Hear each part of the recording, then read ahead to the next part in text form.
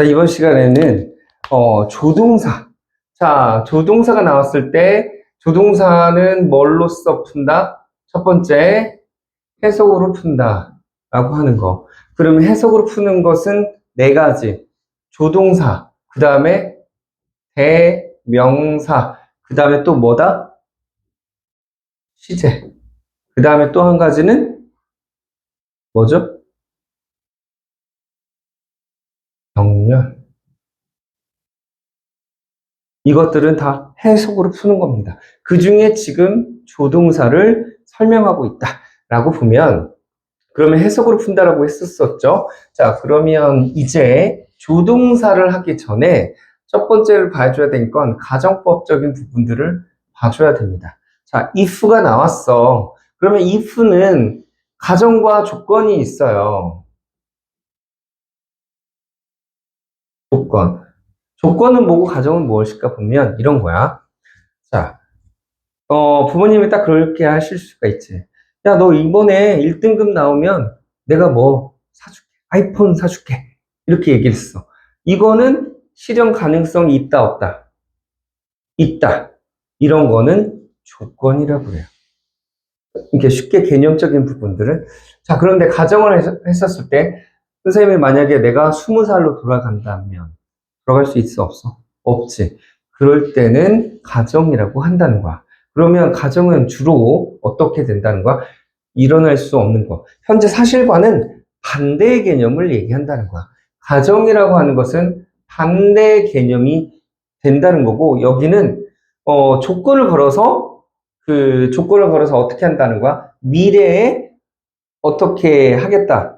그 조건을 이루면 뭔가를 해주겠다라는 거지. 그러니까 가능성이 있다는 거야. 가능성이 있다. 이거는 가능성이 없겠지. 그러니까 반대적인 부분이 될 수 있겠다라는 거야. 자, 그러면 보통 if 한 다음에 지금 이제 가정법을 얘기를 할 건데, 가정법과 조건적인 부분들을 할 건데, 그 중에 이제 가정을 좀 얘기를 할 거예요.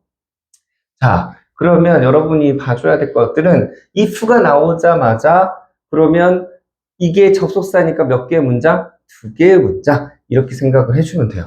자, 그러면 여기서 이게 두 개의 문장이니까 여기도 주어 동사가 이렇게 나와야 되겠죠? 이거는 부사절. 그러면 이게 if가 부사절인지 명사절인지는 어떻게 알아? 뒤에 주절이 나왔네. 그러면 앞에는 뭐가 나온다? 부사. 그럼 여기에서도 뭐가 나오겠다? 부사. 이런 거. 그러면 여러분들이 이게 부사절인지 명사절인지 구분할 수 있겠죠. 요거를 먼저 알아야 된다라고 하는 거야. 지금 가정법을 설명할 것인데, 가정법에서 조동사하고 연관이 될 거다. 그렇기 때문에 지금 조동사 설명하면서 가정법과 같이 맞물려서 갈 것이다. 그러니까 이 가정법 설명이기도 하고, 조동사 설명이기도 하다. 자, 그러면 이때 동사가, 이 동사가 나왔을 때, 이 동사의 시제를 두 가지로 보는 거야. 현재와 과거로 보는 거예요. 그런데 이게 현재일 때는 뭘로써 표현을 할까? 표시를. 뭘로써? 과거로 표시해. 그래서 가정법 과거라고 얘기를 합니다. 얘는 과거니까 뭘로 표현을 해? 과거 완료로 표현을 해요. 그러면 여러분이 알 때는 뭐라고 얘기하느냐? 선생님이 딱 그런 말 하죠. 과거 완료가 나왔을 때, 이거 과거 시제네? 라고 얘기할 거란 말이야. 과거 완료인데, 과거 시제라고 얘기할 거야. 이거는 과거로 나왔는데, 현재네? 라고 얘기할 거야. 그러면, 이렇게 if를 써서 가정법이라는 걸 알 수도 있지만, if를 안 써도 가정법이라는 걸 알 수 있어야 되기도 합니다.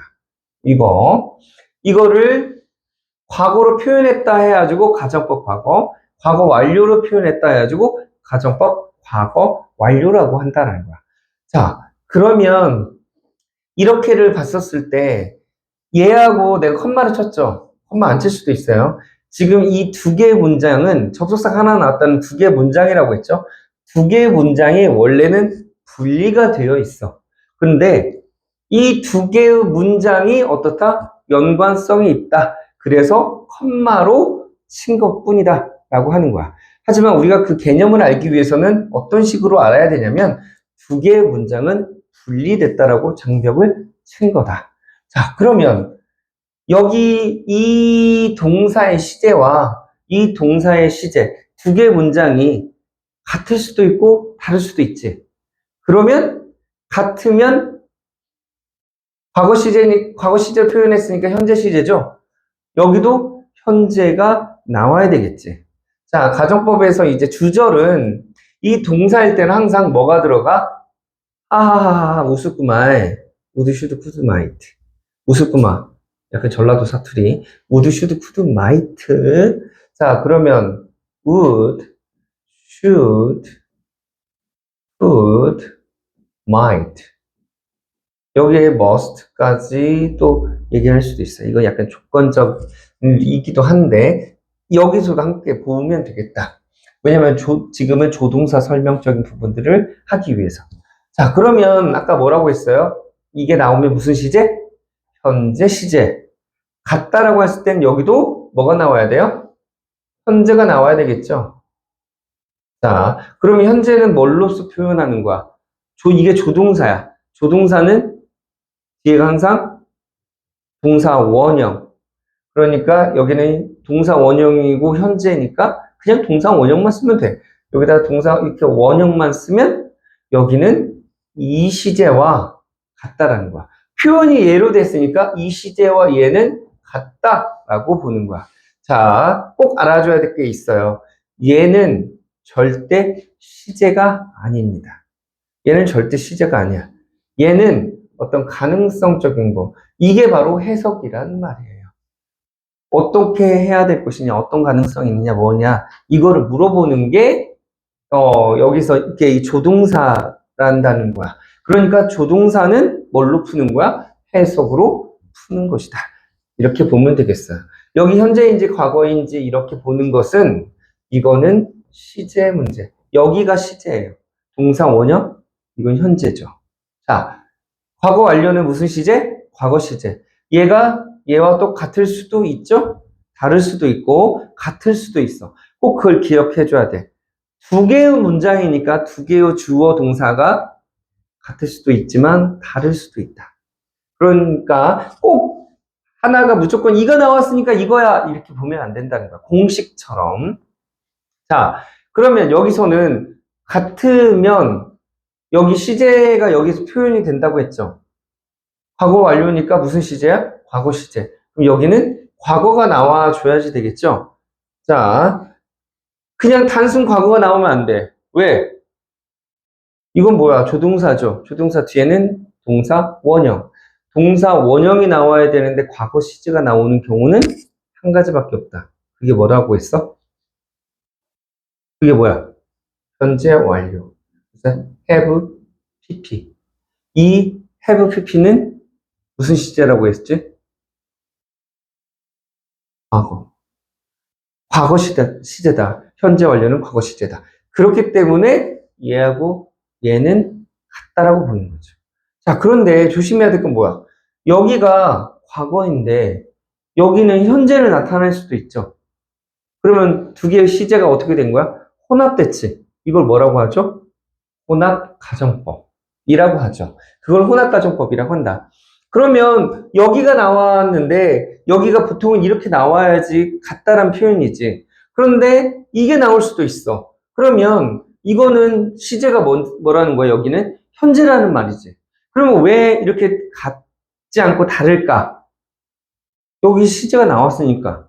무슨 시제가 나오니까? 현재 또는 미래 시제가 나왔으니까 여기는 이렇게 써야 된다는 거야.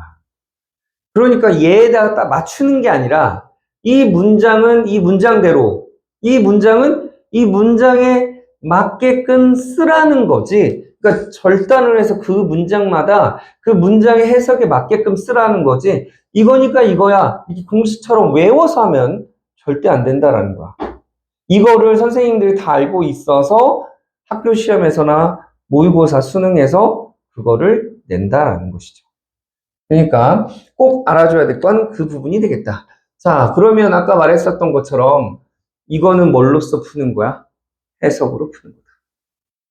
이 시제는 뒤에 여기가 나와 있는지를 보고 다르냐 같으냐를 따져보면 되겠죠. 네, 그렇게를 보는 것이다. 그래서 조동사 할 때 가정법 부분을 건드리고 가정법 부분 건드릴 때 조동사를 부르기도 한다. 자, 그럼 시험 문제 물어보는 것은 여기에 가능성의 해석적인 부분을 하나, 그 다음에 두 번째는 뭐야? 여기 시제적인 부분을 하나, 그 다음에 또 한 가지가 있습니다. 뭘까요? 여기가 능동이냐 수동이냐를 따지는 거야. 지금 말한 건 다 뭘 물어보는 거야? 능동태. 그러면 이제 수동태도 봐야 되겠죠? 예를 들어서 could be pp로 나오느냐, could have been pp로 나오느냐, 이것까지도 물어보는 세 가지를 물어보게 됩니다. 그래서 여러분들이 가정법에서 지금 이 부분을 알기 위해서는 조동사하고 함께 짬뽕을 해서도 해야 되고 어떤 거를 정확하게 구분하는지도 알아야 돼. 그래야 어떻게 풀어가는 것인지를 알 수 있겠지? 왜? 이 문제의 취지가 그거를 물어보는 거니까. 그것들을 하면 되겠고요. 오늘의 영상 여기까지 할 건데 우선 여러분들이 이 개념을 알고 뭐 이해를 하든 외우는 것이지 그냥 단순하게 이거면 이거다라고 하는 것을 외우려고 하면 절대 공부를 올라올 수가 없어. 그래서 기본 개념을 정확하게 알 필요성이 있다. 이것만 알고 있으면 되겠습니다. 오늘의 영상은 여기까지.